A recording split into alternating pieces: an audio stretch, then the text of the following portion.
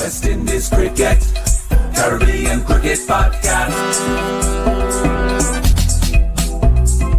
West Indies Cricket, Caribbean Cricket Podcast. Yes, ladies and gentlemen, welcome back to another live call-in show. I'm one half of the Caribbean Cricket Podcast, Machel St. Patrick Hewitt, and you are with me on another live one. It's not Monday, it's a Tuesday, and I didn't even change the thumbnail to say Tuesday. I just left it raggo and said, come we move with the Monday night live call-in show. Big up everybody who's joined. What are we saying today? What are we saying? How many of you are currently in the live right now? I'm not putting any link. Do you know what?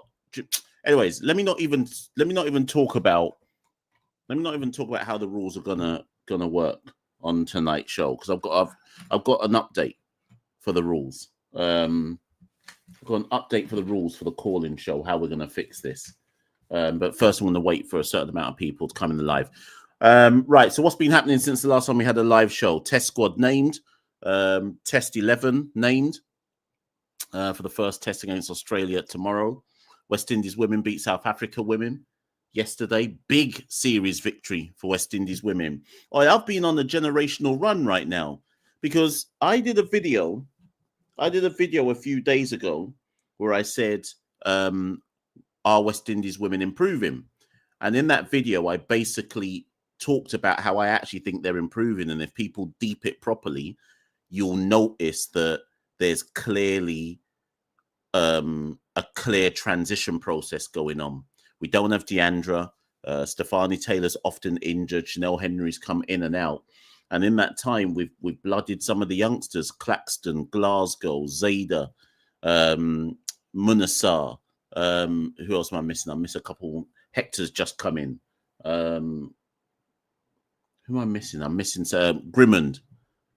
And it's paid dividends. It doesn't mean we're world beaters anytime soon, but it does mean there's a process. And sometimes you just have to trust the process.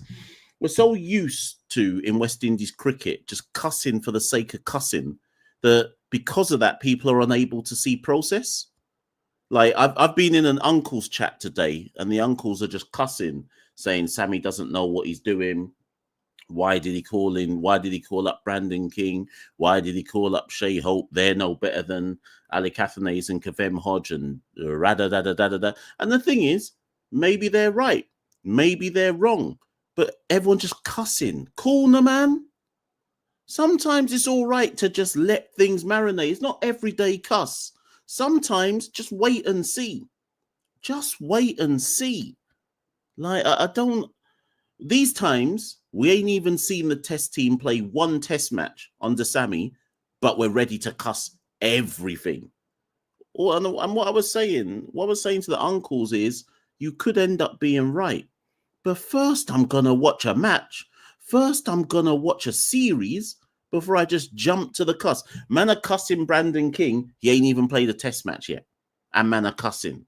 Man ain't even batted not one time in a test match, and people have energy to cuss.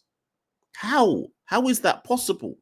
You can't wait for him to just play one degga match before you start the cuss down. Come on, man. Don't make no sense. It don't make no sense. Let me also say to the old heads as well, right? The days of saying you're a white ball cricketer, you are a red ball cricketer, and until you prove yourself in domestic cricket, you can't play. Like, those days are done. We don't have the depth to be sectioning players off and saying, well, you've got to prove yourself here and you can't get a selection, because those days are done. This is, come on, man.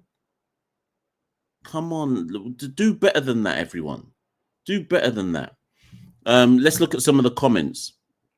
Alex Merry says, is the Aussie 11 out? Yeah, the Aussie team's out. So it's Kawaja, Constas, Inglis, Cameron Green, Travis Head, Carey, Cummins, Stark, Lyon, Hazelwood. That's the Aussie team.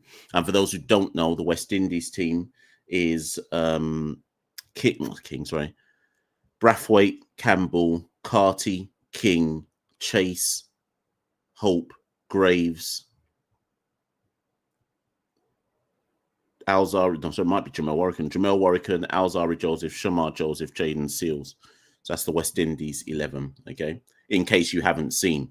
Thing is, who remembers the show that Santoki and I did last week? The 11 is the exact 11 that I said that I thought it would be.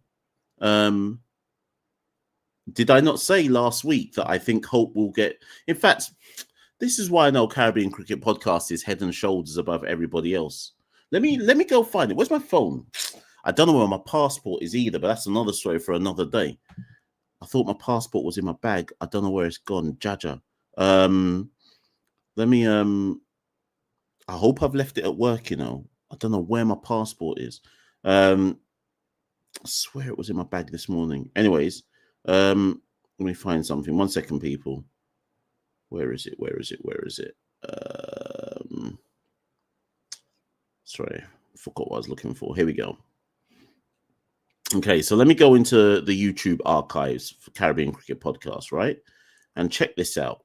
Let me just type in, because this is why, as much as people want to cuss and say, this stink London man and da-da-da-da-da-da-da, when you actually go and watch our archives, a lot of things that happen in West Indies cricket, we've been talking about them long before it goes on to happen. I wish more people would actually just watch what we do and understand that. There we go. Right. Okay. Look at this.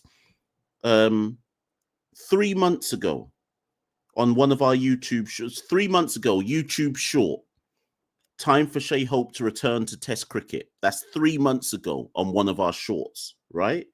That's just a short. Right. 3 months ago, before we even knew he was even going to be in the West Indies Test squad, right? Caribbean Cricket Podcast. 5 months ago, YouTube short, Caribbean Cricket Podcast. Will Daren Sammy pick Shea Hope to return to Test cricket? 5 months ago, I was talking about this. 5 months ago. And then you've got uncles cussing, and I'm saying to the uncles, but this was obvious. This was obvious from time ago. Why are you cussing? It was obvious what was going to happen. Like, I don't get it. Let me find a thing. Here we go. No, that's where is it? Let me find this thing, man, because here we go. Look how long ago I did an episode saying Brandon King is gonna get selected to the Test squad. I did that nearly a year ago. Nearly a year ago, I was talking about Brandon King's going to get called up to the Test squad. And man are cussing, going, how's Brandon King in the Test squad? Study up the thing, man. It was obvious. It was obvious what was going to happen. Here we go. 4 months ago, title of the video, 24 minutes long. It's time for Brandon King to make his West Indies Test debut. That was 4 months ago. 4 months ago, you know. 2 years ago. Can you not see this? Look at this. You can't even see it. Let me see if I can get the reflection. Hold on, where is it? True say you can't even see the title. 2 years ago, I did a video on Caribbean Cricket Podcast called Why Brandon King's Time Is Now. That was 2 years ago. Fam. These times, they might as well just call me up to be test match selector. I've been done calling these things for time. I heard someone messaged me today and said Sandals are sponsoring West Indies again. Does anyone know if that's true? Because if it's true, do you remember a week ago or 2 weeks ago? There's my shirt there. Does anyone remember that I said that I turned my shirt around and that I said bun out Sandals until they learn to sponsor West Indies again? I got sent a message today saying Sandals are sponsoring us again. Was what's his name again? Is it Adam Stewart? Did he watch the episode? Has he been watching me cuss out Sandals? Is that what's going on? Can anyone confirm? Because if it's true, I might turn the shirt back round again and start giving Sandals their sponsorship again. Anyways, people, let's look at what the comments are saying. Right. It's going to be a quick little half an hour call-in show today. So I need to find my passport. Where my anyways, Atush says Sammy must blades to groom him in Test cricket. What, groom Jadea Blades? Relax, innit? Relax. Relax with that statement. Windy Fanatic says, I see you're wearing your Daren Sammy hat. I want him fired immediately. I bought this hat for £10 from a ticket tout. What's other people saying? I just seen a mad comment in the chat about Shamar Joseph. I'm not putting that up on the screen until I've got confirmation of that. That's a crazy one out here. That's a crazy comment. Allow me. I'm not putting that up on the screen.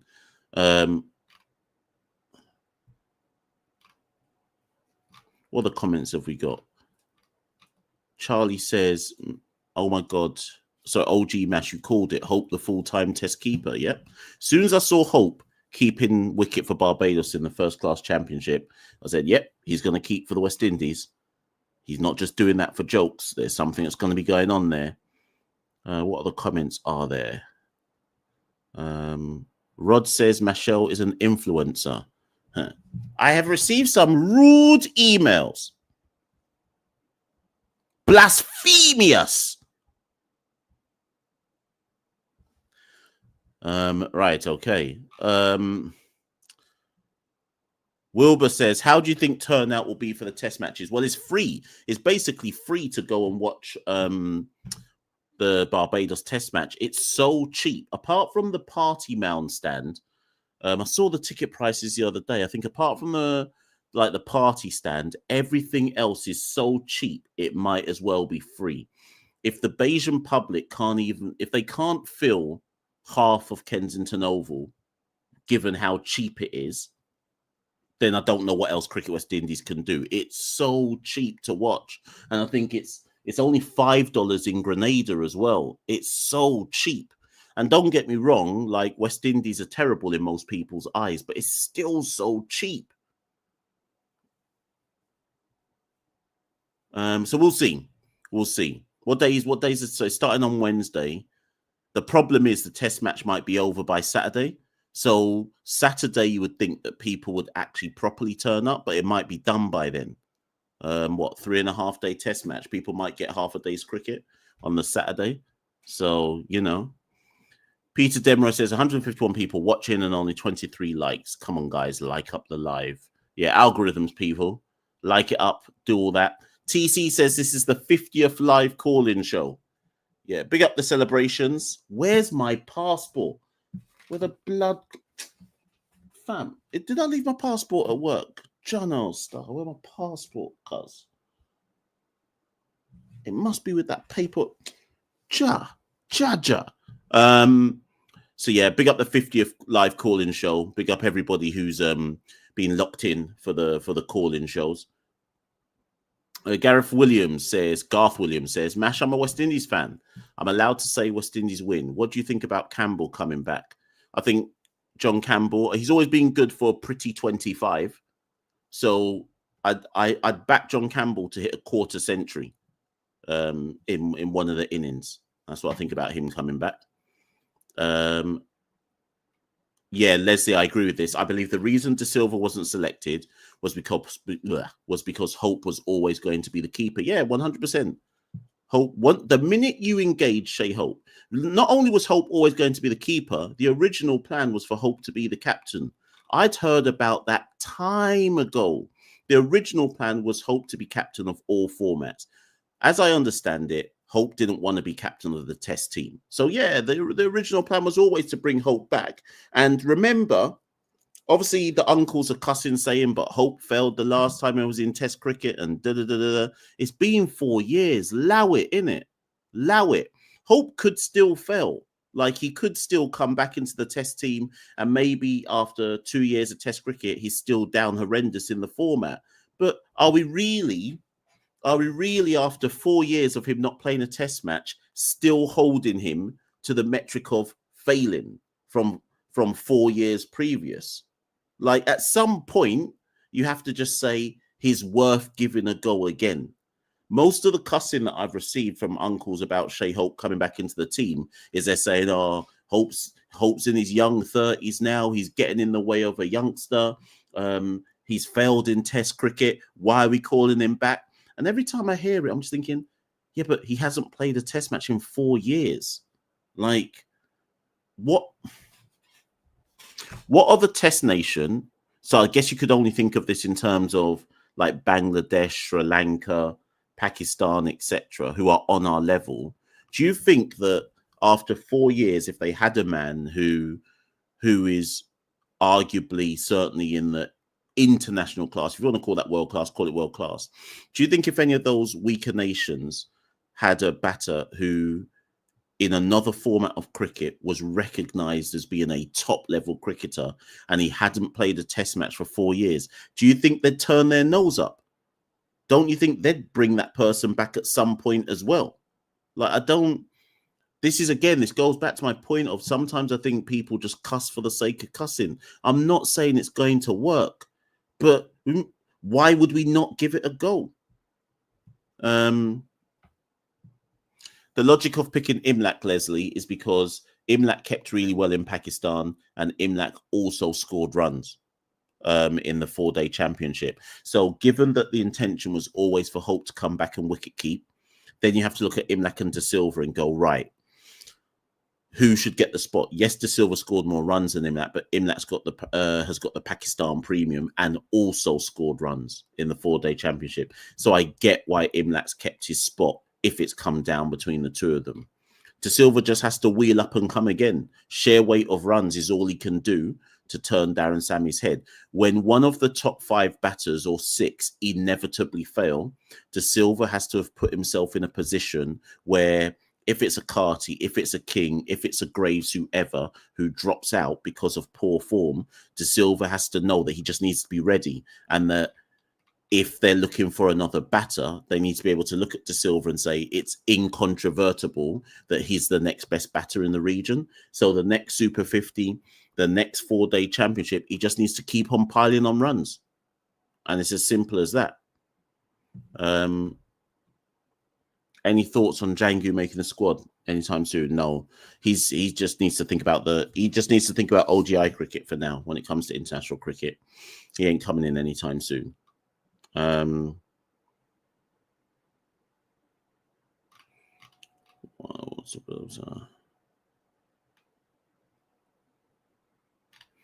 are we saying here? Sorry, to see if there's any more comments. Anyways, so people, here's what I'm going to do. It's 10:30. This is a quick show today because I say this every week, but this week I genuinely need to go to bed. I didn't get to bed till midnight yesterday because I was dealing with some different stuff. I actually need to go to bed today. I know it's the 50th show. Maybe the next one I'll do something, but this one, a little half-hour special and go. What I'm going to allow you, the listeners, to do though, is this is the new thing on the show. When somebody calls in on the show, if a listeners are like, this person sucks, they're boring, and the point is boring, if you type in capitals, boring, then I'm just cutting the person off. That's the new rules on the show. If I see somebody type, I'm just putting it in the chat right now. If I see somebody type boring, that person's coming off. I'm not even saying bye either. I'm just locking them off the show. So people who come on today, like, you have to keep it interesting. You have to keep it interesting, and you have to make sure you're not chatting a bag of fart. Because as soon as the crowd says boring, you're just coming off the screen. We don't want to hear it no more. We don't want to hear you make the same point 7 times. You're just getting locked off. No goodbye, no thank you, just gone. Think of it like the trapdoor. You know, when someone pulls the lever and you just gone through the trapdoor, then you're just out. And don't even try catch your feelings over it. It'll be your fault because you decided to not be interesting. So with that said, who dares come on the live call show today? Because people are amped. I know people are ready to say boring. Who's ready? Who's ready to come on the live show today? Who's ready to run the risk of being called boring? Let me find this link anyways in the meantime. Okay. Links in the chat. 162 people in the live. Couple man getting dashed out today. We don't want to hear no long chat. Get straight to the point and be interesting. Otherwise, I will respond to the crowd and chuck you out the show. 50th calling show, new rules. 50th calling show, new rules. The only rule, actually, to be fair, because some people don't, some people like take at least 30 seconds to land their point. So you're allowed 30 seconds. Like, you're not allowed to call someone boring within 30 seconds. You've at least got to give them 30 to 45 seconds to at least land something. And make sure you're timing it. If after 45 seconds you're like, nah, man, then just bust out the boring and I'm taking them off the show. Simple as that. Right. Before I bring on the callers, though, Delano says, Mash, what are your thoughts on the award winners? So here's the thing. Check this out, people. Check this out. And this is a stretch. This is a stretch, but hear me out. When I saw the award show, do you know the first thing that went through my head? I was like, I swear this is the Caribbean Cricket Podcast Award show. Obviously, everyone's in like a black suit and tie. But I was like, no, I swear that's all they were missing from the CWI award show was Catfish of the Year. That's all they were missing, you know. I was like, nah, this is our format. Just drop in a catfish and you done copied the format. That's all I was thinking, you know. But anyways, big up the award winners though on a real one. And in particular, big up Queen Hayley. I can't say. Let me just do a little ode to Queen Hayley. Like, I can't speak highly enough of Queen Hayley, you know. Like, when I see Queen Hayley bat, I'm just filled with pride. Like, she's one of the few cricketers in the region where I'm like, you're actually it. You're the truth. You're actually the one. And she's so humble with it. Like, she just got that desire and will to win no matter what. Always leading from the front. And people, like, some people be cussing out the women's team, and she's just trying to lead these young charges and lead the kind of new transition for the team. She makes me proud, you know. Big up Queen Hayley each and every time, and all the young guns who are trying their best alongside her. Got to give props to Shemaine Campbell, by the way.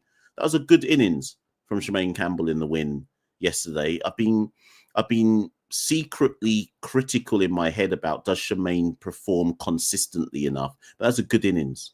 And she showed power and aggression at the right time. So I was impressed with that. So big up the women, you know. Big up the women's team. And all those podcast channels that copy us. How comes you lot don't do any women's cricket stuff? How comes you lot you just be doing pure men's commentary stuff? Like, you know, there's a women's team, right? You know, we won 2-1 yesterday, right? It's not every day West Indies men's content. Big up the women. We got more chance of them winning T20 World Cup next year in England than me ever seeing West Indies men ever win anything again in my whole lifetime. Big up the women each and every time. So, anyways, let's move. Fireballs up first. Who's got the boring button ready? Fireball said he wants to be the first to try it. I can't believe Fireball said he wants to go first, you know. Some men have already started typing B, you know, and Fireball ain't even started. So let's see what's going to go on. Right, Fireball's up first. Let's go. Yes, Fireball, what are you saying? I'm good, Mash. First off, big up the ladies. Unfortunately, I was at work, so I didn't really get to properly take in the series win, but big up the ladies for beating South Africa in T20 cricket. They also got the one win in the ODIs. Big successful hosting all around. Big up the ladies for that. For real. 3 from 6. 3 from 6. we've seen improvements. I know a lot of people calling for the coach said, but I'm seeing improvements for the team. For real. So big up Blaze all the same. The way they did Roach was dirty. Okay. Dirty. So the way Bascom... Go on. Carry on. The way Bascom stated that talks were difficult, it seemed like Roach was reluctant to retire. That's the message I got. Yeah, that's what I read between the lines. Or certainly that Roach didn't agree with the decision. Dirty. Like, it's not like we have like a swashbuckling seam in attack that Roach can't make the side. Right now we're going in with injury-prone Shamar, Seals who had a history of injury problems, Azari Joseph whose average is terrible, worse than Shannon Gabriel, worse than Travis Head, worse than Ravi Rampol. Terrible average. And that's the only 3 seamers we're going after, 3 full-time seamers. Then we have Graves. What? Okay, let me put it this way. How should they have let Roach go out? If they had said, okay, let's say they'd said to Roach, I mean, because there's an argument to say that how they've done it is the right way to do it. Now, let me explain. I don't personally, so let me just, so hold on. Mikael Arthurton says boring, but I don't know if he's saying it to me because I'm the one who's talking right now. But let me just explain my point there.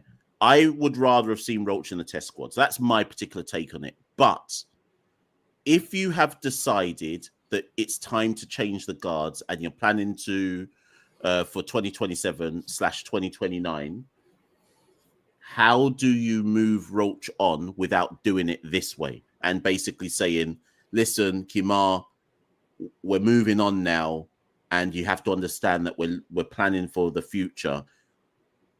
How can you have that conversation and then say, but we're going to give you a farewell test in Barbados? Do you understand where I'm coming from? For all I know, they could have said that, and Roach said, bun that you can't do me dirty like that. So how would you have done it otherwise? I would have at least given the end of the year because form-wise, Roach still makes a squad.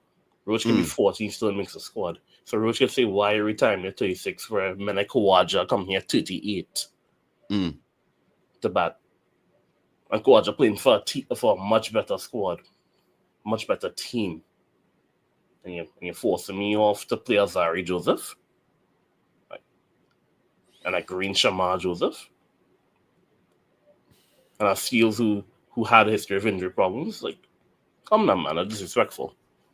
But do you also see the problem that if they didn't give Roach a game now, there's no other place to give him a game? You're not taking him to India. Yeah. And then by the time you get to New Zealand at the end of the year, New Zealand have just announced that we've got a full format tour in you. For those who haven't seen that, New Zealand Cricket have just confirmed that we've got a full format tour in New Zealand. I think it's 5 T20s, 3 ODIs, 3 test matches, for those who haven't heard that news yet. Now, you could argue in seaming conditions in New Zealand, you might take Kemar Roach, but by then, I think is he 37 by then? And then you start to think, it's time to move on, you know? So if it's not now, you're not retiring Kemar Roach away from home. Do you see what I mean? And this is our only home series of the year. Then you have to wait till 2026. I don't even know who we got in 2026. Maybe it's Pakistan or Sri Lanka or someone, right? So would you wait another whole year when he's now 37? So part of me, I don't necessarily agree, but part of me gets it. Yeah, I would let him play at least for the cycle. I think he's worth playing at least for the cycle, at least keeping the squad. Yeah. I think he's useful.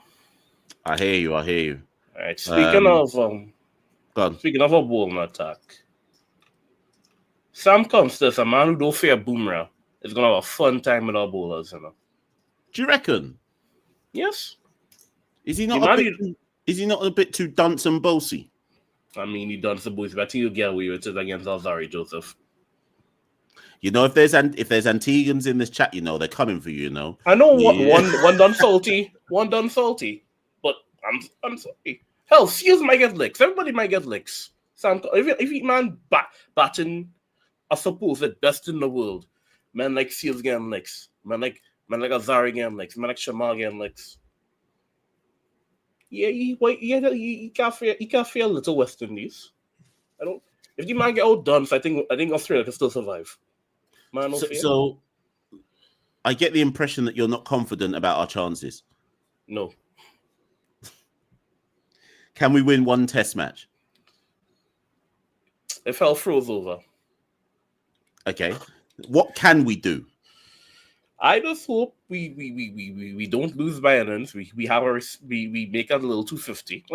Like people say, I want hope do something. Hope is still green. Just came out from the testing like for the first time like in what 4 years. The man averaged 25. If Hope make me 30, I change Hope and saying good job, Hope. Okay, so we're setting all of our top 6 the target of hitting 30 in an innings. Yeah, if the top 6 is 30 and we get a little scrap, then we should celebrate. We should get a little 200, 250 plus. I'm sorry, I'm not going to be confident against Australia. Well, listen, Fireball, I'm going to move on to the next caller because the borings are coming out now, which means I have to move on. It's because you've been too realistic. So you have to come off the show now. All right, we lose by innings. Don't cry. Don't cry if we lose by innings. All right. Listen, next caller. So Fireball had to fall on his sword there. I could see they all came all at the same time. So I had to let Fireball off before the crescendo of borings. Couple men were chucking tomatoes, so I had to let Fireball off before it got rowdy amongst the crowd. I was going to do a show. If I wasn't going to do the live today, I only decided to do the live about 2 hours ago. I was going to do a different show today where it's going to be like, who needs a big performance in this test series? And I was working my way through the list, and then I realized every single batter needs a big performance. There's no one in the top 7 can get away with a poor performance. And because it's Sammy, and because some people in the region have already decided that Sammy's shit at everything, people are going to cuss Eve. And because he's completely ripped out the squad in terms of the batting lineup, people are ready to cuss already, before he's even started. So if you think about it, Craig averaged 21 last year. He's already under pressure. There's a chance that after this test series, if Craig doesn't perform, there's a chance Sammy moves him on, because I'm not convinced that Craig fits the style of cricket that Sammy's going to try and make this team play. So he needs a big performance. John Campbell's just come back. He needs to prove why he's coming and replace Mikael Louis. Casey Carty had a down bad domestic season, had a down bad start to his test career, but is in off the back of international runs in ODI cricket. He needs a good series. King's on debut. Some people don't want him there. He needs a big series. Chase has got in as test captain. Some people are wondering how he even got captain, much less. He needs a big series. Graves has got 1 century and pure subpar scores. He needs a big series. Hope, people are cussing about how he's back and replaced Imlach and averages 25. The whole top 7 needs a big series. But the question mark for me is, what is a big series for our top 7? Given that we are crying and begging for anyone in West Indies cricket to average 30, that's a big series. If any of our top 7 leave this series with an average of 30, we should give them an open top bus parade in every island of the Caribbean. If any of them can average 30, we have to give them like the highest honor in their respective country. You know those medals that you get when the Prime Minister gives you a medal of honor. If Shea Hope averages 30, Mia Motley is supposed to give him the highest honor of Barbados. Anybody, we just want one man, please, just one man average a 30. We'll take it, We're on our knees. We're on our knees out here. Pause. We'll take it. We'll take it. Right. Anyways, Rising Bowler said I need to come off. Let me move straight to Ronaldo. He's up next on the show. Right. Yes, Ronaldo. 1 second. Where's my bottle of water? Right. Yes, Ronaldo. How you doing? Yeah, Mash, I'm doing great. How you doing? I'm good, thank you. I'm good. All right, Mash, before people start, typing up the boring, first thing I want to ask, how many days do you think this test is going to last? In Barbados, Yeah. I reckon it might go 4 days because I've got a feeling. Listen, if you're, hear me out. If you're Daren Sammy, wouldn't you want the curators to put out a dead pitch, a flat pitch? That's what I would want. I'm not trying to hit like something. I'm intrigued to see what people say in the comments about this. I'm not trying to beat Australia first up. I'm trying not to lose the first test match. And the best way to do that, do you remember that test match we had? Was it the one against England when Holder hit that? How much did we make when Holder hit that double century? Wasn't it like 600 or something like that? Or something ridiculous, right? Yeah. I would tell... We bowled out England, I think, in that for like 77. Yeah, exactly. We went on to win anyways. But I would tell the curators, there's a test match I'm thinking of at Barbados where it was 500 versus 500, but I can't remember what game I'm thinking of. I would tell the curators at Barbados, make this flat, make it hardly do anything. And if it means that West Indies end up like 450 plays 580, and then it's another 400 and it's a dead match, I'd take it. I wouldn't go for a results pitch. I mean, for entertainment purpose, we just saw England and India, and I thought that was a brilliant game of cricket. And I'm here thinking we're gonna top that. I'm thinking we're gonna bowl out Australia for under 200. But here's the problem, right? I think we will, by the way. This is the only optimism that people are genuinely going to get from me. I think that we will bowl Australia out for sub 300 in a lot of the innings in this test series. I genuinely believe that. However, if we can bowl Australia out for 300, you best believe that we're getting bowled out for under 300 as well. That is the problem. So, and then I think I said this on the show with Jono yesterday, we won't be able to bat consistently enough to be in the game in those type of matches. Whereas because Australia know what high intensity cricket is, they will be able to more consistently and more regularly perform day after day, test after test. So whilst I expect us to properly get into Australia's batting lineup across various different innings of this test series, I just don't know how often our batting will be able to hold up against their bowling attack. Yeah, I totally agree with that. But I just want to share some optimism because I just feel that something special is about to happen. This Australia top 6, as you and John would have pointed out yesterday when I watched the video, and I even watched some Australian podcasts, they're not confident about their top order either. Yeah, so 100%. I'm thinking tomorrow, Alzari Joseph with some fire in his belly. I hope Fireball is listening. I think Alzari is going to be the man to just rip. They're worrying about Shamar, and I think Alzari is going to be the man to rip through Australia tomorrow, if we're bowling first. I just have a gut feeling that tomorrow is going to be Alzari's day. I hope so. I'd be more confident there'll be Jaden Seals' day. But the key thing for those three bowlers, and this is where not having Roach affect is my biggest issue. Of those three, who brings control? Probably Jaden. Seals, but yeah. say the match is getting away from you a bit, and you want to turn to one of your seamers and you say to them, "Go hold up an end." Right now, let's say Jaden just happens to have bowled a long spell, and now you need one of your three seamers to hold an end. That's where I'm not confident, because I look at Alzari and I look at Shamar and I'm like, you can't hold an end for me. I best just turn to Warrican because you can't, because you two won't be able to hold an end. So it depends what West Indies tactics are.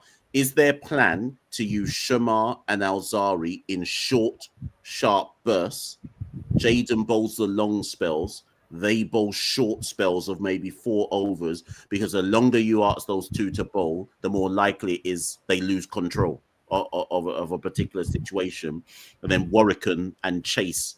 I forgot about Graves. Warwican and Chase hold an end almost to allow the seamers to rotate. I don't know. We'll see, but that's kind of how I can see it panning out. But Mash, you know what? I don't know why you're worrying. This is the Fab. Well, it was the Fab Five Roaches out. Now we got the Fab Four with Greaves.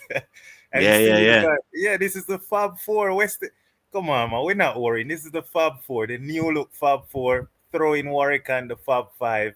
Come on, Mash. We got this. We got it for sure. Of the batters, who do you think's most likely to perform? Our batters.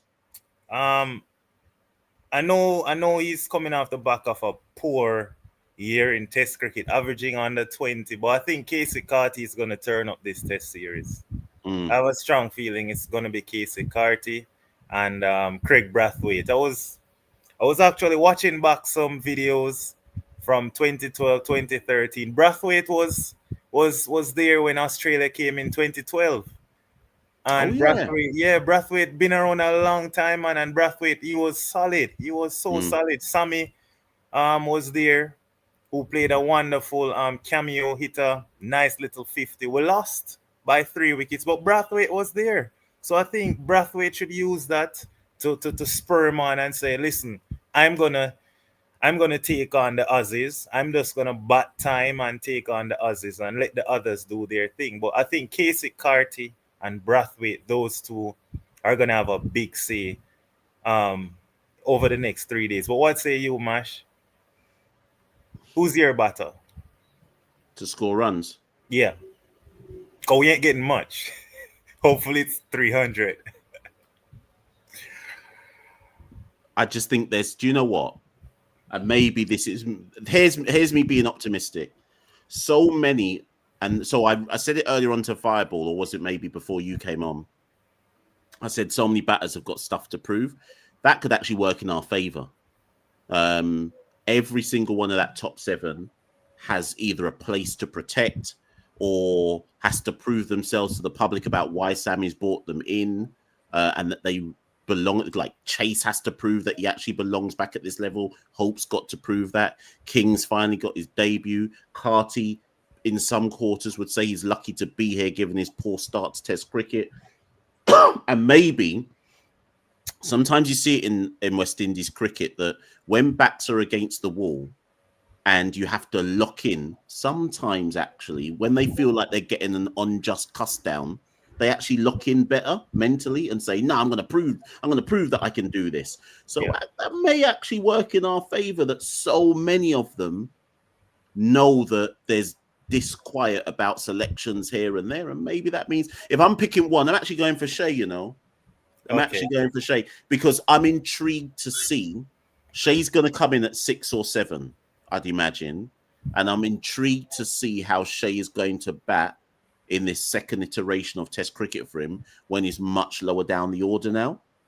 And if that gives him a bit more time and space to not overthink the game and actually be like, okay, I've come in, given how the West Indies bat and we lose wickets early, the ball's slightly older. I'm not facing the new ball at first drop. So we'll see how Shea goes. That's who I'm probably putting my money on. Yeah, I can work with that. No, just 2 more points before I jump out here. No, Mash. You might not get them, you know, if the crowd says boring. So you make sure they're good, you know. I certainly hope so. But Mash, you know, I've been listening to a lot of folks, a lot of podcasts, and also even here in Jamaica, a lot of persons are very excited for this Australia series. But realize that persons are just cussing for no reason. Like anything Daren Sammy does, they're cussing. Anything you say on CCP, they're cussing. My question though, Mash, whichever team we select, why so many persons in the Caribbean just so salty? They cuss for everything. What's happening in the region? We're just cussing for no reason. So I don't understand it. If I focus on Sammy, I mean, I'm actually as intrigued about this point you're making as anything else. There is something about Daren Sammy which is Marmite. Like some people seem to have a problem with Daren Sammy the person. Like you'll see men cussing, and some men will start their cuss about Sammy by going, he wasn't a good cricketer. And I'm like, what's that got to do with anything? That's not relevant to anything, right? Not relevant to anything right now. So when I hear people say that, I'm like, clearly some people just have an issue with Sammy being the head coach. Maybe they don't want no small island man being head coach. Maybe they're like, boy, you were an average cricketer. How can you be head coach? Maybe they don't like his positivity. Maybe they don't like the fact he talks about data. Like, I don't know what it is, but there's something about Sammy which is Marmite to some of our West Indian cricket public. With me, it's because of my accent and and because I'm bossy. So I know what it is with me, but I don't know what it is with Sammy. Well, Mash, I think you need to continue being bossy. I thoroughly enjoy your show, man, and I love what you're doing. So just continue doing what you're doing, man. But yeah, but for all the listeners who you're one of them that you're salty as well. Come on, we need to change that. But you know, actually, let me defend them. If you're somebody who doesn't like Sammy, please put in the comments what the reasons are, because we shouldn't shut them down, Ronaldo. But I just want to understand, like, what's the actual problem? Because there may be some legit reasons that I'm missing. But sorry, continue, Ronaldo. Yeah, my final point. I've been hearing that Sammy and company, they're trying their best to get Shamar to replicate whatever he did before the Test series in Australia, where he did fantastic. And so he played in the A series against South Africa. So he's the person I want to talk about. I know on paper in the first innings, you know, he only got 3 wickets. But if you actually watch that inning, Shamar was getting a lot of movement with the new ball. Tevin Imlach even dropped one of his catches. So I'm just saying, people tend to just look at figures and look at, oh, he got hit for a couple fours, but they don't watch the build-up. And I thought in the first innings in particular, in the South Africa A series, he was bowling superb. We made little over 200, and we had South Africa A like 200 and little bit for 8, and I don't know how they managed to make 300, but yeah, I thought Shamar looked really good with the new ball. And I remember after the A series last time around, then Shamar destroyed Australia. So I'm saying, have we done enough for him to replicate that form over this series? What's your thought? So what I would say to that is, part of that depends on, is it for Shamar about load management? And because the issue I've had with Shamar since the Gabba is there's been too many times where I've looked at him and I've thought, are you at your optimum? Are you where you need to be? Are you at your optimum to play high-level international cricket? And sometimes he just looks like he's lacking a bit of zip. Now, I've always assumed that's because he's either not playing enough cricket, playing too much cricket, only bowling in nets, traveling around the world and not even playing any actual games. Has he got enough miles in his legs? Has he been properly managed away from the West Indies? Like, there's a whole myriad of different factors that possibly have contributed to why he's not been able to maintain a level of consistency. But if you are right, and that A game saw him get some zip back, because I get the feeling with Shamar as well that he's like a streak bowler. So, like, think of like those computer games like NBA Jam or whatever. Like when a player's on fire, right, and then like they're on flames and you can't do anything to stop it. If you think about the fifers he's taken in his career so far, 3 of them, when he's on form, he's very hard to stop. Yeah. So I think he's just somebody who's got to build up to a certain level of optimum performance. And then when he's there, he's almost unplayable. Yeah. But we shall see. Yeah, we shall see. I just feel bad for Anderson Phillip though, Mash. I thought there was an outside chance he gets a game, but do you know what? The thing that I had forgotten when Santoki and I did the show earlier this week, last week, the thing that I'd forgotten is, of course, you're going to play Shamar, because how can you not? Because it's Australia, and even if you probably are even thinking there's a psychological thing there. Yeah. Do you see what I mean? So when you think of it like that, there was no way that Shamar was ever not going to play. So then you have to think, well, will Anderson Phillip play instead of Alzari Joseph? And then it just comes Yeah, down to kind of that, seniority and experience, and that's not going to happen. So yeah, but I can see a rotation happening at some point in the series. Because I was thinking Anderson Phillip and Jaden Seas in the 4-day championship. Remember, they bowled down Barbados for like 80 something. Yeah. I mean, they're the last two that would have played on that pitch that did a Mm. fantastic job. And I'm like, it's just so hard to see for Anderson Phillip not to be playing, especially right here where he's done well in the first class championship. And he looked good in the A series against South Africa, but that's how it is. But I think he'll get a game before this series is out. Is my personal view, but right, but let's see. But anyways, listen, I'm going to go to the next caller. yeah, thank you, Mash. All right, Then no worries, cool. Right, people. So Ronaldo has gone. There were some comments that I starred. So Machel Douglas said, "Oh, I've got rid of it," but he was asking, "Why am I alone on my knees?" For West Indies cricket, I'm on my knees. Yes. Machel also said the entire Australia top 7 have never played Test cricket in the Caribbean. I wouldn't be surprised if guys like Inglis and Constas are getting out by driving on the up. They're not used to slow pitches. Fair enough, actually. Denzel says the Academy have just won. Yep. Let me just go look at the score for that. So the West Indies Academy were playing the Sri Lanka emerging team in the 50-over game. And they won by 5. No, that's the first one. Where's the results? Hold on. Where's the... Here it is. So West Indies Academy won by 19 runs. They made 290 for 9 in their 50 overs. Jewel Andrew 45. Carlin Bowen Tuckett 50. He's a good player, Bowen Tuckett. Rivaldo Clark 74. So they made 290 for 9. And then in response, they bowled out Sri Lanka for 271. Let's look at the pick of the bowlers. Micah McKenzie, 10 overs, 3 for 70. Leg spinner. A lot of people talking about this young leg break bowler, but obviously he's a youngster out in this thing. Nathan Edwards. I've got stocks in Nathan Edwards. Don't know if anyone else has been pre in Nathan Edwards, but I've got stocks in him. 8 overs, 2 for 48. Joshua Bishop, 10 overs, 2 for 44. Were the primary destructors in chief. Good, well done to the academy side for that victory. Got to respect that. Charlie X says somebody needs to bruck Shamar Joseph's toe again.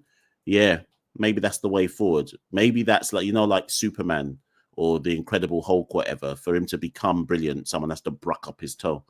And then Obama Prosper says, I think people forget, but the whole Caribbean had a cuss out when Sammy was appointed head coach. Sarwan had a big cuss out because he was of the idea that Chanderpaul deserved it most. That's true, actually. We forget that people weren't happy from the jump when Sammy got it, so maybe they're carrying that over. Right. Who's the next caller? Marlon. I wonder if this is Marlon Samuels. Marlon Samuels. Bravo's music is fuckery. Who remembers that video? Oh, God. Let's move on. Marlon. Yes, Marlon. How you doing? Good afternoon, Mash. Not Samuels, but Miller to be more specific. Not as controversial either. Good to hear from you. I've never heard your voice before, so this must be the first time. Yes, first time. I listen on occasion, but first time calling it. Excellent. So go on. Land your point. I want to touch on the South Africa thing towards the championship before I touch on West Indies. Okay. Because of my politics, I have a love-hate relationship with South Africa at times because of some of their anti-blackness that they do. But I was really proud of Bavuma in that Test championship because I've always been privy to the bashing he gets online. On Facebook, they drag him through the mud, and just the perseverance of a black man willing his team and not being a passenger. Because some people might criticize him and say, oh, he only got selected because of the racial quota. Fine. He was somebody driving the bus, to use a Charles Barkley reference. And every now and then when we play South Africa, I've always been one who want him to do well. I remember the last time we were in South Africa, he scored a century, and I was rather pleased, even though I was annoyed that West Indies lost. I was pleased that he performed well. So because of that, I want to commend him and South Africa for how they performed in the World Test Championship. Yeah, and I completely agree with you. I think I said something similar last week in that. Mash. Yeah. Can you hear me? Yes, definitely. Sorry. Yeah, sorry. So yeah, I was saying something similar last week that I think Bavuma, in his own understated way, because it's a difficult position that Temba Bavuma is being put in, where you're carrying the hopes of a nation. You know that a certain percentage of the nation don't even want you there. You know that you represent something much bigger than the cricket field. You try to talk about it in as statement like a way as you possibly can, and then when push came to shove, when no other South African had previously led their team to victory, he's the one to do it. You have to salute that each and every time. That's real political, social. That's bigger than sport. That's real history in the making. So yeah, 100%. I co-sign that. We have to respect Temba Bavuma each and every time.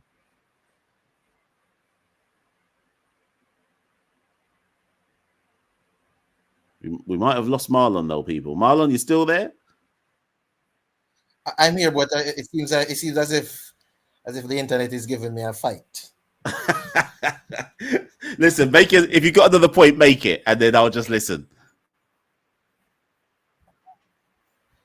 Well, my thing is, I'm not a fan of what West Indies did to Roach, because I think Roach should play until he's no longer can be.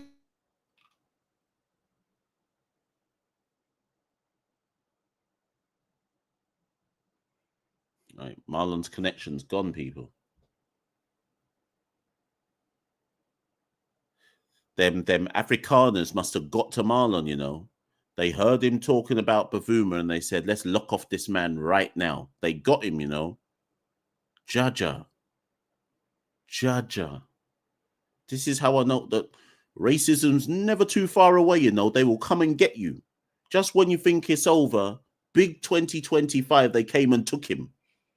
Well, Marlon, I have to kick off the show because I don't know where you've gone. You bigged up Bavuma. You tried to defend Roach, and you got taken. Marlon got taken. They took him there. Quick. They took him. You know, boy. What was it that Trump said earlier on today? They don't know what the fuck they're doing. Hey, Trump is a real dunce, you know, like the one of them real duncy guys. You know, when you're in school, you know, when you're a youth, and some of you are youths listening to this, but you know, when you're in school, this is a big teacher making this comment. So I'm talking about when I was a kid. I'm not talking in the context of being a teacher. You know, when you're in school and there was that one dunce and bossy kid in your class, and everybody just recognized them as a dunce, but because they have money, they're just able to just live life. Trump is a real dunce, you know. Like when I hear man talk, I'm like, you're an actual real dunce out here. But anyways, how did I get to Trump from Marlon getting taken? Boy.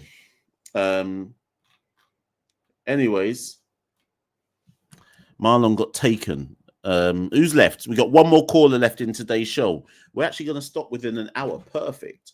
So Shamar, don't know if it's Shamar Joseph calling in from the team hotel, but Shamar is next. Do you know what? This is the 50th show. TC said that I need to do something for the 50th show. So let me think. What can I do for the 50th show? So people, here's what we're going to do. This West Indies top, which judge up. 1 second. So this West Indies top, which how did I get this? Oh, do you know how I got this West Indies top? It was given to me free by BT Sport. That's how I got it. Given to me free by BT Sport. What size is it? Large. Castor version. Yeah. Adam Stewart ting. Sandals ting. This will go to somebody. Let's see what the prize should be. What's this is the prize. This can go. It's a large though. I will send it to someone. What should be the way to get it? I don't know. Somebody think of something that's worth sending it out for, and I will send this. I will post it to the lucky winner. Although I don't know what they have to do to win. So that's going to be the prize. Let me turn it round. Sandals can get a little one plug for today's show. Sandals can get a little one plug. I wonder what I should do. What should be the competition for that? Blasphemous. In 1977. I don't know. I'll think of something.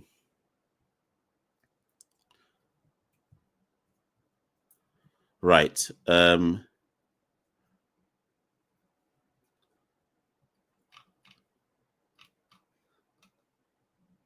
Right. Whilst I think about that, Shamar's going to come on. He's the next caller. Yes, Shamar. How you doing? Good night, Mash. What's happening, my man? I'm good, thank you. Right. I'm gonna start with this roach thing. No, because when I first heard that, I thought that was a joke, to be honest. But if that is true, that's the way they're gonna, let roach go, I think that would be disgraceful. You know what I mean? And I feel like things like that is why, like think about all the. I know you're gonna say, let's not get emotional, but players like that, you must give these players that sense of appreciation for the work that they did, for the time that they've been playing. It's any team, most teams in the world that worth their salt do that. You see that with, so let's say tomorrow, let's say tomorrow before that test match, and there's a little, ceremony or whatever that goes on, then that's fine.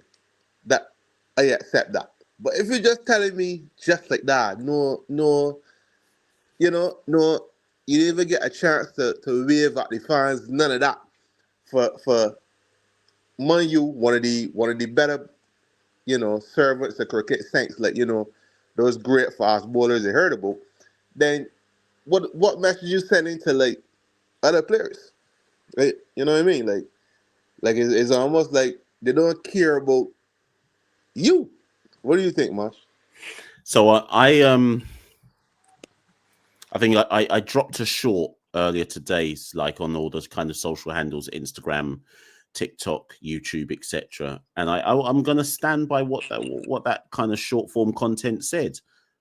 We are in Barbados for the next minimum 3 days, maybe 4, maybe 5, right? They have effectively retired Kemar Roach. Now, I don't know if Roach is in his feelings, because he could be. Roach could be in his feelings. He could be sitting in Barbados right now saying, "Bun West Indies, how could they do me like this?" And for all we know, Cricket West Indies has said to Roach, "We want to give you like a plaque for special services to West Indies cricket and this, that." But maybe Roach don't want to officially retire. Maybe Roach has said to himself, "I'm going to prove them wrong. I'm going to make sure that they still have to call me back. Come New Zealand, I'm going to make sure that I'm still in the squad," and so on and so forth. But I go back to my point. Unless we have a test scheduled for Barbados next year where they could honour Roach again properly, the whole thing for me just leaves a bad taste in the mouth, right? Somebody who's got access to the internet right now, who's not on a live show, I think isn't Roach. Where is he on our list? Is he not number 5 or something? Have I made that up in my head? In terms of wicket takers, I think it might be a little more than that, but I think it's like I could be wrong as well, but I think it was like 7 or Is around it something 7. lower than that? Yeah. But put it this way, he's in the top 10, right? In terms of wickets taken, just for that alone. And I don't want to. And when I say honor him, I don't mean some email like Pooran got saying, "Oh, thanks for that, Nicholas. You really helped us." I mean, here is an actual honor. And here, I don't know what it would be, a plaque, a trophy, a this, a that. And do you know what's actually worse, Shamar? 6 months ago, when he took 2 wickets in Pakistan and helped us to level that series in, or played a role in that series in Pakistan, he was announced as, oh, he's got to play a coach role now. Now, Yeah. obviously, he's no longer a player and he's no longer a coach. So what was the long-term thinking then? Was it, oh, he's player coach just because Andre Coley wants that and Daren Sammy doesn't? Like, do you see what I mean? So there's Yeah. also some holes in this story as well. Yeah, and a part of the reason for that, and it goes back to this, it's the transparency between the board and even like us fans, like small things that they have the power to, tell, okay, well, listen, this is the reason why. And don't get me wrong, Mash, because like me, I put in a lot of man hours to watching this team, even though that I cuss them, you know what I mean? Like, badly. But Roach wasn't, being the most important, I would say, for the last couple of years. Like, you know what I mean? Year and a half, whatever. He wasn't being the most potent. So if, let's say, we're not saying he's going to be there for the next, the next cycle, I get that point. I am just talking about, the respect of the man. Gee, like, you know what I mean? It's a way to do things, but yeah, that I think that line that you said there is the key line. There's a way to do things, and you know what? It's only because Miles Bascom went on Dominican radio a few days ago and explained the story that we even know. Because up until Miles doing that, the only thing we'd received was a press release of one sentence saying, well, a conversation was had and Roach was told he's not in the plans going forward. That's all we got, real legend, a legend. And we just got a one sentence saying, yeah, we're moving on. The man's really one of the best bowler for the past, how many years? Are you telling me? Yeah, Kemar Roach is being moved on, and that's it. Come on, man. You're again, younger people looking on at this incentive to put their blood, sweat, and tears in this thing, which is what Test cricket is. You know what I mean? You saying, but geez, if they could do Kemar Roach like this, well, who's me? Yeah. But moving on, right, Mash? I'm gonna hit this point here now since we on the bowlers. Where Shamar Joseph getting this flack from, man? I mean, I feel like this kid copping a lot of unwarranted criticism in test matches. Obviously, that limited overs and thing. He getting smacks around the park, but this kid, listen, Shamar Joseph got a handful of test matches, whatever. This kid done got 3-5 wicket holes. 2 against Australia and 1 against South Africa. Alzari got 30 cent test. Got one 5 wicket hole, but I would invest. Listen, I put my money on Shamar Joseph. If he ain't bowling as good right now, can definitely get it right. You got men. We on the men in the past, Shannon Gabriel and them men. Must be about 7-8 years to learn to swing a ball and play. Nah, I can't let people create that narrative. 3-5 Yeah, you know what? So let me just read this to people. So this is Shamar Joseph's test career so far. So in Australia, start of last year, he took 13 wickets in the series at an average of 17. England, he was injured and down horrendous. He took 4 wickets at an average of 65. South Africa at home, he took 5 wickets, an average of 17. And then Bangladesh at home, he took 7 wickets at an average of 29. So he's basically had one bad series. And do you know what? I make you right, Shamar. Basically, the point here is that because he started his career with the Gabba, everyone's just expecting him to be. And because we're starving as a West Indian fan base, I think we've held him to a higher metric than we should be, given he's only played 4 test matches. I mean, played 4 series, sorry. Yeah, you know what I mean. Like before, we in the past we carried bowlers already that you that ain't had nowhere near them that type of promise, and we take them until they come into their own somewhere. You know what I mean? Like they're not alarm bells to me. To me, that kid he do more than Alzari, and he short space a playing test cricket. That's my opinion. So I think Alzari really need to show we know why this last how much ever years. It's time to show me some repayment on the investment, man. So he actually let me just ask you that. If Roach had come back, if Roach was in, who would you have been in for in your team? It would have had to be Alzari, especially here in Barbados. You know what I mean? It would have been Alzari. No, like I said, Alzari ODI form is be much better than so it's be like they gotta pay attention to the differences because one will create an illusion for the other one that isn't true. I don't think Alzari is that good a test bowler. He gotta prove that to me. You know what I mean? Yeah. And my last go on. my last point is, on the series overall now, which is Mash, I can put my head on the block here. I feel like we got a better chance than people letting on at beating Australia. You see. Well, hold on. Just to clarify, when you say beating them, do you mean win the series or win a match? I'm gonna guess win the series. Okay, go on. Yeah, bull. so this is either my last call ever, or this or the next time I come on here, I can be like, yo, Marsh, bossy. It's gonna be a huge call, So, but yeah, because I feel like this is gonna come down to this. The battle, there's gonna be a battle of the bowling lineups for me. Because like the other guy said, this Australian batting lineup, shaky to me, This, especially in the Caribbean, these pitches is. These pitches is funny pitches. Up and down, funny, and we got a good ball in attack.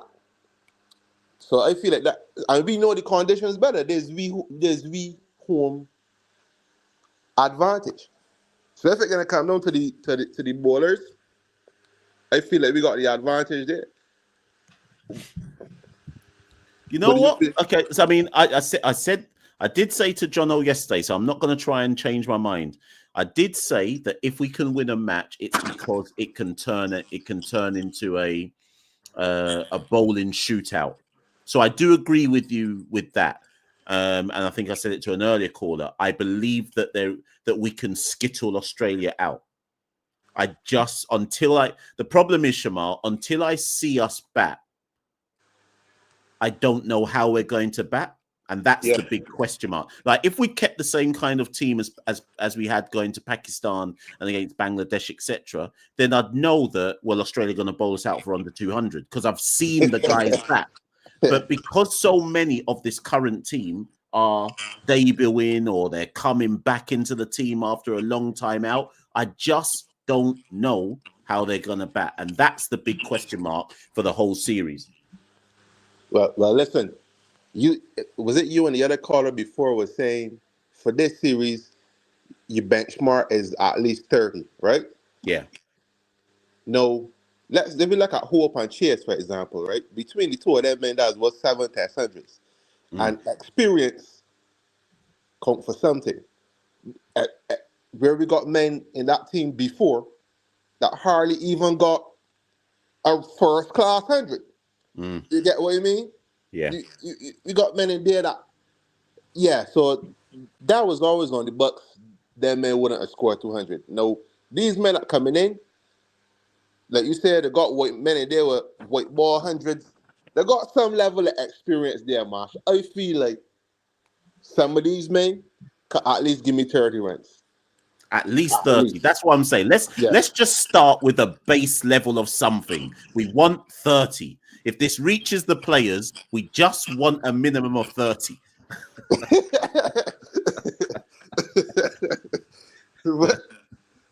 And let's say that happens, right? Yeah. Top 5, top, right? So 630s is what? That's 180. 180. Okay, Yeah. now okay, so we need. But what I'm saying is, if they can get to 30, at least one of those men can then push on past 50. Yeah.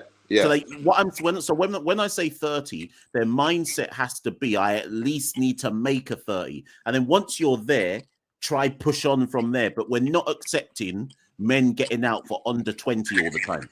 Yeah. I feel like Craig gonna shock some people too. You know what I mean? I hope he got so. something to prove now, and they may even looking to retire Craig. So new times. So you gotta your head on the block knows its consequences. So hopefully that should push people to bring out the best. Because and you want that in an international setting. Right, listen, Shamar, I'm going to call it there, but thank you for calling in. No worries, man. Have a good one. Yeah, take care. So, yes, people, that brings an end. How long's this show gone on? Brilliant. 1 hour and 15 minutes. That basically brings an end, but there were some comments I just wanted to bring up because I saw them in the background, so I should bring them up, and I starred them. First, the super chat from Mike Legend S. Thank you for that, Mike. Much appreciated. He says, big day tomorrow. So, by the way, so those of you in the UK, match starts at 3 o'clock. So, UK, that means from 3 through to 11 p.m. We just got pure cricket to watch. So we're moving. Obviously, in Eastern Caribbean, what's that? A 10 o'clock start? 10:30 start? 3, 2, 1. So, 10 o'clock start. And then 9 o'clock in Jamaica, it would be, I guess. So, big day tomorrow. Really hope our quicks are collectively on song for the entire match. I hope we bat first, to be fair. So, thank you for the super chat, Mike. Much appreciated. Tet call. This is an outrageous. I had to, when I saw this come up on the screen, did anyone see me smirking? I can't remember who was on the call at the time, but I was smirking because I saw this come up on the screen. Tet call says the following. Mash, don't you see now that Puram retired to mess up West Indies? He can't shine in Major League Cricket together with Big Lips Pollard. How did Big Lips Pollard get into this? Allow me, please. How is a man pre in Pollard's lips out here?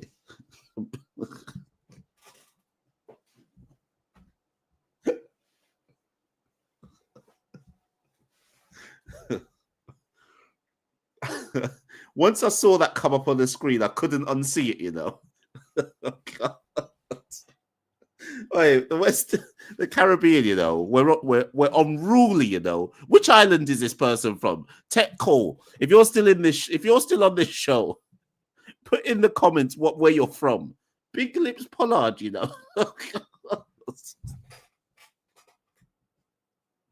Oh my God. Yeah, it might be Guyanese, That would make sense. You lot just out here disrespect. But then he says, can't wait for them to play in St. Lucia. So he must be from St. Lucia.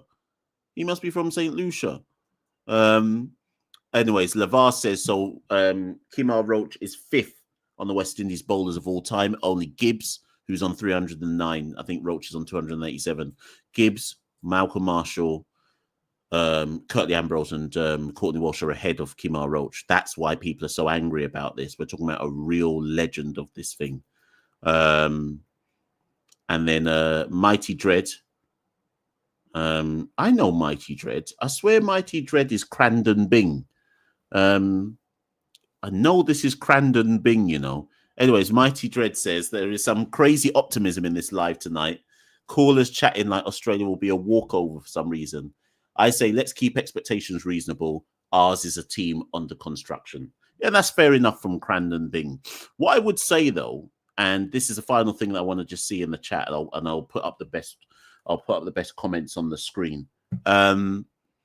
What is a good, assuming we lose to Australia, irrespective of what your views are on Daren Sammy, what does a good defeat to Australia look like? What would it take for you to not cuss Daren Sammy after the Australia Test series? This is the final thing on the show today, and I'll put up the best of the comments. What would it take for you to not cuss Daren Sammy after this series? What represents a good performance? YouTube account says 2-1. Lavar says, I'm not cussing Sammy at all. TC says less than an innings defeat. What, across all three matches? David Jackson says, if we win 2-1, he's not cussing Sammy. That's harsh, boy. Raku says, if we win or draw one match, he's not cussing. Samuel Kane says 2-1. I presume that means 2-1 defeat. Dwayne says, if we don't lose in 3 days, he's not cussing. Arawak says, if we score, where is he? If we score over 300 in an innings in each test, in one of the innings in each test, he's fine. Vanetta, big up Vanetta, says 2-1 overall loss with at least one of the losses being close.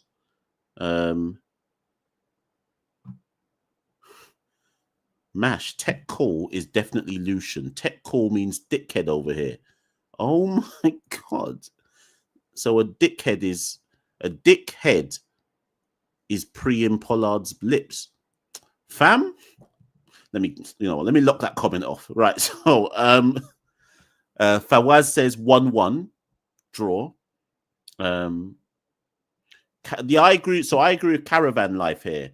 If we see an actual difference in approach, I think that's a good comment to make. Can we see, you know how like with the ODI team, and that we can see a clear plan since Sammy's taken over? I agree with Caravan Life. If we can see an approach and an identity, I probably wouldn't cuss. Graham says, big up Graham Welds. I've known Graham for a long, long time. Big up Mr. Welds. He says, games have to be competitive into the fourth innings. Yeah, I think that's a good call as well. Ideally, Australia need to bat twice in every test match. I don't want to see any of those Australian victories where they bat once and score like 560 and that's it. It needs to be competitive. YXL Tulsa says, I want to see the team's batting mentality. And that's what I said to Shamar. We don't know because all the batters are basically new, we don't really know what our mentality is going to be. So that's going to be interesting to watch. Super chat from Mike Legend. He says, I'm afraid to bat first with this batting lineup. The match might be finished in 2 days. Now, I'm more confident than that. If we win the toss tomorrow, I want to see us bat. Unless, of course, it's a green wicket and it's been particularly prepared for the seamers, I would bat first. I don't fancy in any test match West Indies having to bat last against Australia. So I would try and go first up, to be fair.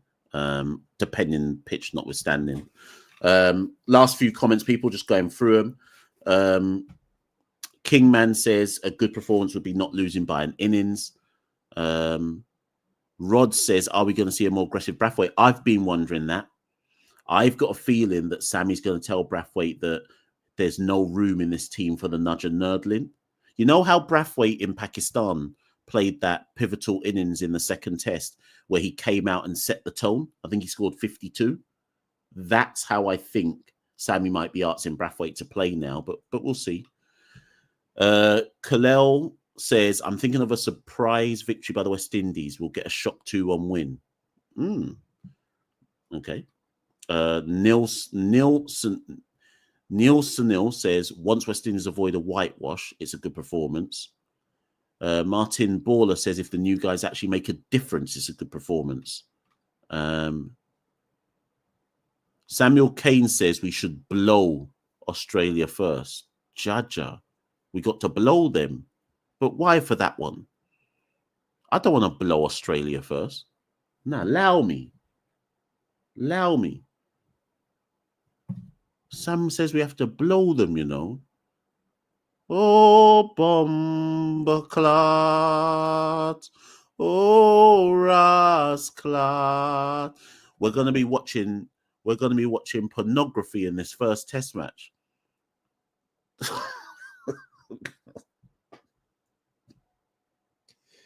We've got to use our big lips and blow Australia first. Oh my God.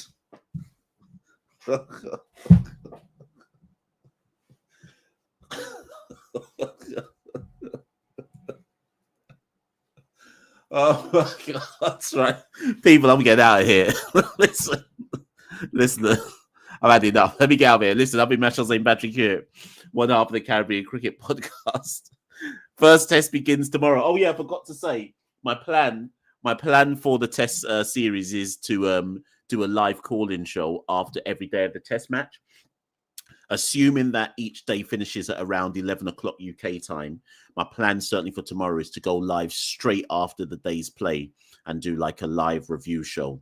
That's the plan. We'll see if it works like that. Big point from O'Shane, though. Jamaica are playing Panama in about 20 minutes in the Gold Cup. So any Reggae Boys fans that are staying up for that, I don't know if I can stay up for it, you know. I've got to go to bed. But obviously, Jamaica need to win. I'm not even sure a point's enough against Panama. So any Reggae Boy fans are cussing out Steve McLaren, you know. So, do you know what? Which island nation in the region cusses the most? Because I think I always say this in the Discord, us as Jamaicans, for anyone who's from Jamaica or is Jamaican, we cuss even when we win. When we beat Guadeloupe, people are cussing the Reggae Boys and Steve McLaren like they lost the match. So I think Jamaicans might be the biggest cussers in the region, you know. We don't even defend our country folk. You see, if Brandon King fails, we'll be the first to cuss as Jamaicans. But maybe I've got that wrong. Maybe there's another nation that cusses more. Anyways, last few comments. Abhinav, thank you for the super chat, providing support. Go Windies, big up for the support, Abhinav, much appreciated. TC says, Mash, you didn't answer the question. What question? I don't know what question TC is talking about. Nils says it's Trinis and Guyanese that cuss the most. Is it? Is it? Obviously, we're all biased to our own nation, but I've always grown up thinking that what's specific to Jamaicans, I think, is that we cuss our own. Like we don't even defend our own. Like, so if John Campbell and Brandon King do terribly in the first test, we're first in the queue to go and cuss them. Before any other island folk can come and cuss them, we're cussing first. So we shall see. Anyways, people, I've been Machel St. Patrick here, one half of the Caribbean Cricket Podcast. Thank you as ever for joining the live call-in show. We'll be back possibly tomorrow after day one. I'll see if I can get Santoki to come along. Listen, people, thank you as ever. It's been a good show. Thank you for all the callers. And I'll be back very, very soon. Somebody tell me what prize or what giveaway I should do for this sandal shirt, and then I'll run the competition. But anyways, I'm out, people. I've got to go to my bed. I've got to get for work in about 6 hours. So let me go to my bed. Thank you so much. See you all very, very... Oh, sugar, before I go, if you'd like to support the Caribbean Cricket Podcast, you can go to www.patreon.com/Carib Cricket. I've also started a buy me a coffee page. So if you don't want to do Patreon and you just want to buy me a coffee, Alt Vanilla Latte is my coffee of choice. You can go to the buy me a coffee link, which is also in the descriptor, and I'll go drink an iced vanilla latte for your support. And of course, if you can't do any of that, but you do just want to support the podcast, like, share, subscribe. The biggest word in there possibly being share. We're on all the social media handles: X, Instagram, Facebook, OnlyFans. What else? We're on Facebook, Instagram. Did I say that one already? Blue Sky. All of them. You can find us everywhere. I'll be Machel St. Patrick here on Half the Caribbean Cricket Podcast. See you all very, very soon. West Indies Cricket, Caribbean Cricket Podcast. West Indies Cricket, Caribbean Cricket Podcast.